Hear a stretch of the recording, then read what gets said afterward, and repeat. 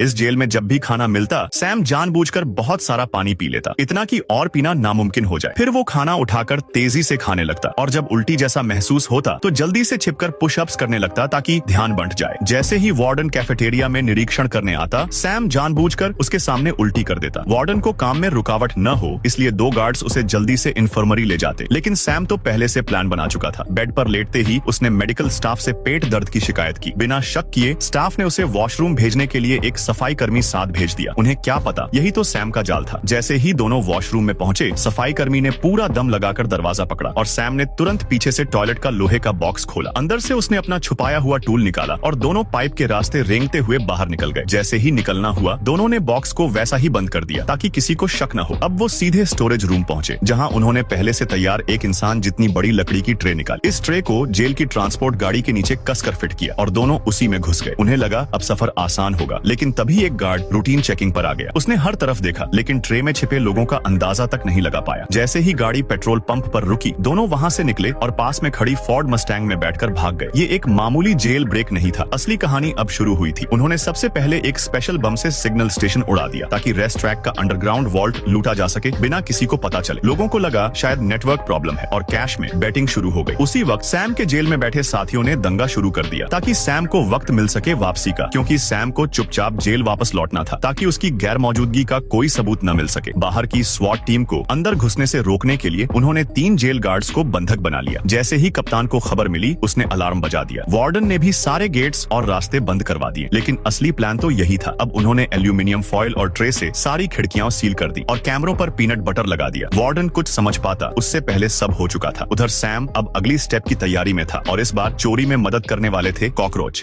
ये लड़का सिर्फ तब एक सैनिक बन सकता था जब माचिस की तीलियां जलने से पहले वो अपनी यूनिफॉर्म पहन लेता, और जैसे ही आखिरी तीली जली, उसने अपनी मिलिट्री यूनिफॉर्म पहन ली थी। वो खुशी से पूरे कैंप में दौड़ने लगा जैसे अब वो एक असली सैनिक बन चुका हो। उसने बड़ों की तरह शेव भी की, सलाम करना भी सीख लिया। उस मासूम चेहरे वाले बच्चे को देखकर सारे सोल्जर मुस्कुरा उठे। उस दिन वो पूरी लगन से पहरेदारी कर रहा था, लेकिन अगले ही पल कैंप पर हवाई हमला हो गया। एक अफसर ने उसे ढाल बनाकर बचाया। आसपास गोलों के धमाके हो रहे थे और वो लड़का खंदक में सहमा बैठा था। जब उसने घायल सैनिकों को देखा तो उसे युद्ध की असली भयावहता का एहसास हुआ। फिर वो भागकर टेंट में गया और बहुत गंभीरता से घायलों की देखभाल करने की कोशिश करने लगा। फिर वो टेंट के बीच खड़ा हुआ और सबके लिए गाना गाने लगा। उसकी मासूम आवाज सुनकर सैनिकों की आंखों से आंसू निकल आए, लेकिन दुश्मन का हमला फिर शुरू हो गया। लड़का गोलियों की पेटी खींचते हुए ट्रेंचेस में दौड़ा। वो अपने साथियों को गोलियां पहुंचाने लगा। एक बुजुर्ग सैनिक ने उसे सराहा। लड़के ने सैल्यूट किया और फिर कमांड पोस्ट में पहुंचा, जहां पता चला कि कम्युनिकेशन लाइन कट चुकी थी। कमांडर की परेशानी देखकर वो बिना सोचे ट्रेंच से बाहर निकल पड़ा। गोलियों की बारिश के बीच वो लड़खड़ाते हुए आगे बढ़ा और टूटी वायर को जोड़ दिया। सिग्नल दोबारा जुड़ गया और इसी की वजह से दुश्मन को पीछे हटना पड़ा। एक दिन वो स्काउट की तरह निगरानी करने निकला और दूर बिनोकुलर से देखा कि घास के ढेर में किसी का पैर छिपा है। वो दौड़ता हुआ कैंप लौटा और सबको बताया। लेफ्टिनेंट को यकीन नहीं हुआ, लेकिन लड़के के जोर देने पर वो 2 सैनिकों को लेकर वहां पहुंचा। दुश्मन को बाहर निकालने के लिए उन्होंने घास में आग लगा दी। अचानक 2 दुश्मन भागते हुए बाहर आए और उन्हें पकड़ लिया गया। बाद में लड़का एक बैग भी बाहर से खींच लाया, जिसमें दुश्मनों का रेडियो था जो बमबारी की लोकेशन भेज रहा था। इस बार भी लड़के ने बहादुरी से काम किया, लेकिन उसने कभी घमंड नहीं किया, बल्कि उसने खुद ही एक कोरियर सोल्जर बनने की गुजारिश की ताकि वो सैनिकों को चिट्ठियां पहुंचा सके। हर कोई उस प्यारे बच्चे को पसंद करता था और एक सैनिक ने तो उसके लिए डांस तक किया। अगले दिन जब वो फिर चिट्ठियां लेकर पहुंचा तो वो सैनिक अब इस दुनिया में नहीं था। लड़के ने चुपचाप अपनी टोपी उतारी और दुखी होकर वहां से चला गया। इस लड़के का नाम था सर्गेई ओलेश्को, जो इतिहास का सबसे कम उम्र का सैनिक बना। युद्ध खत्म होने के बाद उसे हीरो मेडल से सम्मानित किया गया।